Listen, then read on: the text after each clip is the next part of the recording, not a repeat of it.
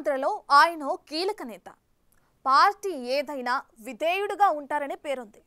ప్రత్యర్థుల ఎత్తులను చిత్తు చేయటంలో ఆయనకు ఆయనే సాటి. ఉప్పు నిప్పులా మారిన ప్రస్తుత రాజకీయాల్లోనూ తనదైన ముద్ర వేసుకున్నారంటే సామాన్యమైన విషయం కాదని పొలిటికల్ వర్గాల్లోనూ చర్చ సాగుతుంది. అధికారంలో ఉన్న ప్రతిపక్షంలో ఉన్న ఆయన స్టైలే వేరప్ప అంటూ మెచ్చుకుంటున్నారట. ఏంటి ఇంత ఇంట్రడక్షన్ ఎవరి కోసం అనుకుంటున్నారా? Watch the story.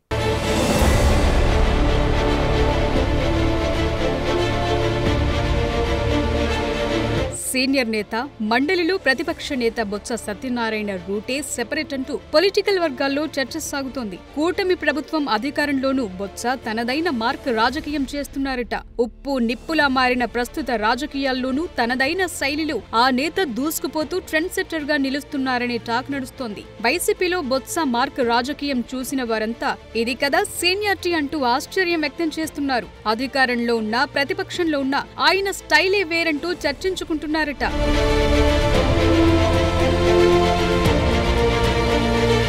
ఉత్తరాంధ్రలో బలమైన నాయకుడిగా బొత్స సత్యనారాయణ పేరు తెచ్చుకున్నారు. ఉత్తరాంధ్ర రాజకీయాల్లోనూ తనదైన ముద్ర వేసుకున్నారు. ఎంపీ, ఎమ్మెల్యే, మంత్రి, పీసీసీ సారథిగా పనిచేసిన బొత్స ప్రస్తుతం మండలిలో ప్రతిపక్ష నేతగా ఉన్నారు. వైసీపీకి శాసనసభలో ప్రతిపక్ష హోదా లేకపోవడంతో మండలిపైనే ఫ్యాన్ పార్టీ ఆశలు పెట్టుకుంది. మండలిలో కూటమి ప్రభుత్వాన్ని వైసీపీ ఢీకొట్టాల్సిన పరిస్థితి. కూటమి సభ్యుల ఎత్తుకు పై ఎత్తులు వేస్తే కాని అక్కడ మాట్లాడలేని పరిస్థితిలో బొత్స సమర్థంగా పనిచేస్తున్నారనే వాదనలు వినిపిస్తున్నాయి. ప్రభుత్వాన్ని ఎదురొడ్డి పార్టీ వాయిస్ ని బలంగా తీసుకువెళ్లే బాధ్యతను వైసీపీ అధినేత జగన్ బొత్స సత్యనారాయణకు అప్పగించారు. ఆయన సామర్థ్యాన్ని గుర్తించే మండలిలో ప్రతిపక్ష నేతగా ఉన్న లేళ్ల అప్పిరెడ్డిని తప్పించి బొత్సకు ప్రతిపక్ష నేత హోదా అప్పగించారట.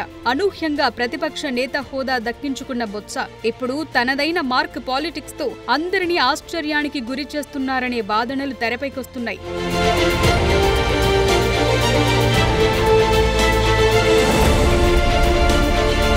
ఏపీలో అధికార విపక్షాల మధ్య పచ్చగడ్డి వేస్తే భగ్గుమనే పరిస్థితుల్లో రాజకీయాలు మారాయి. ప్రస్తుతమున్న రాజకీయాలు, పార్టీల్లో ఉన్న పరిస్థితుల్లో ఇద్దరు వేరే పార్టీలకు చెందిన నేతలు ఎక్కడెదురైనా పలకరించుకునే పరిస్థితి కూడా లేకుండా పోయింది. 5 ఏళ్లలో వైసీపీ కూటమి నేతలపై తీవ్ర అణచివేత సాగించిందనే విమర్శలెదుర్కొంది. ఈ పరిస్థితుల్లో అధికార ప్రతిపక్షాలు రాజకీయ ప్రత్యర్థులమన్న సంగతి మర్చిపోయి వ్యక్తిగత శత్రువులుగా మారిపోయారనే టాక్ నడుస్తోంది. ఇలాంటి పరిస్థితుల్లో ప్రతిపక్ష నేత హోదాలో వైసీపీలో కేబినెట్ హోదా దక్కించుకున్న బొత్స తనదైన మార్క్ రాజకీయం చేస్తూ పార్టీ వాయిస్ వినిపించడంలో సక్సెస్ అవుతున్నారనే టాక్ నడుస్తోంది. అవకాశమున్న మండలిలో ప్రజా సమస్యలపై అర్థవంతమైన చర్చలు జరిగేలా బొత్స చూస్తున్నారని సొంత పార్టీలోనే చర్చ సాగుతోందట.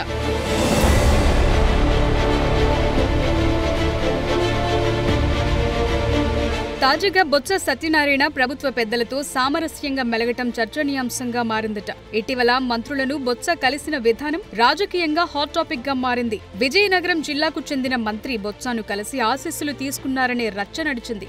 దానిపై సదరు మంత్రితో పాటు బొత్స కూడా వివరణ ఇచ్చుకోవాల్సిన పరిస్థితి. మండలి సమావేశాల సందర్భంలోనే డిప్యూటీ సీఎం పవన్ కళ్యాణ్ ను పలకరించిన విధానం కూడా రాజకీయంగా హాట్ టాపిక్ అయ్యింది. రిపబ్లిక్ డే సందర్భంగా గవర్నర్ బంగ్లాలో ఎట్ హోం కార్యక్రమానికి వెళ్లి మంత్రి లోకేష్ తో బొత్స సత్యనారాయణ ముచ్చటించడం రాజకీయ వర్గాల్లో ఆశ్చర్యం కలిగించిందట.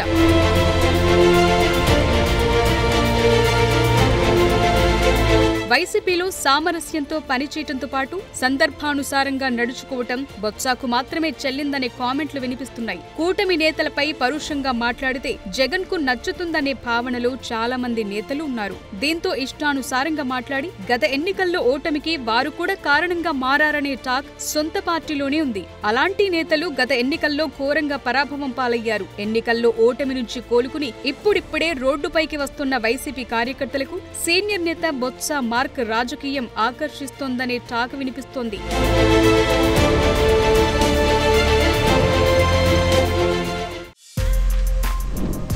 For more videos like this, subscribe Big TV channel.